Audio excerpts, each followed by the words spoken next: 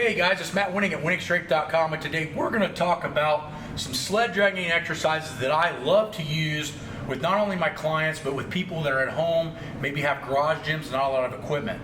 The sled can be used for a lot of movements that people don't normally attribute it to.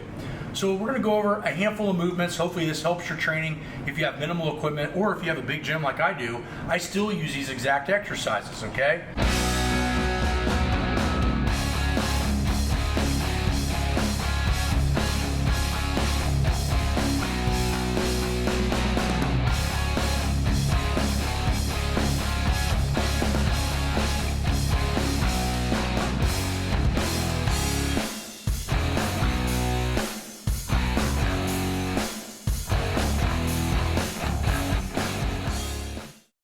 So what's so important about the sled? Well, the sled is usable almost anywhere, as long as your neighbors don't get pissed off from you dragging it and making any noise. Would you please hold the goddamn hammering now? But what I like about the sled is that for its traditional use, which is forward sled dragging, it allows us to gain some glute strength, size, which we'll say hypertrophy, right? Hamstrings, if done correctly, which is in more of a stiff leg, and a little bit of lower back, but without compression. Okay, so forward sled dragging is normally what it's used for. This is amazing, okay, for this particular area. So as you can see me walking in a normal sled, you'll see that I'm using a lot of glute. I'm trying to stay on my heel. That's another big issue I see with people on the sled, is they're all the way on their toes or leaning way over. You want to stay on your heel and focus your energy through the glute. Now, the other way you're going to see me doing this is doing it stiff-legged. So as you can see in this video now, I'm doing this with a stiff leg, and I'm have to use almost all hamstrings and butt muscle in order to move that. This is going to create a lot of mass in the posterior chain, but also help with my deadlifts and my squats in the entire range of motion.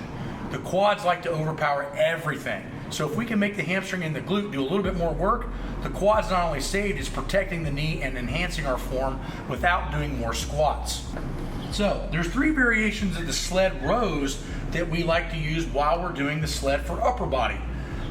The one big one we use is pulling it to the face. Now, a face pull is going to be really good for traps, rhomboids, rear delt, and subscap muscles with a little bit of brachioradialis. But we want to try to use as minimal amount of arm as possible. Pulling it to the chest is going to be the exact opposite of a bench press, which is not only going to help with our shoulder spacing from doing a lot of benching, it's also going to build that mid-lat, rear delt, and middle back area to make us more stable when we bench press and make our shoulders more stable in general for football or any other sport. The last but not least of the ones that I like to use is above the head and more of a stiff arm pull.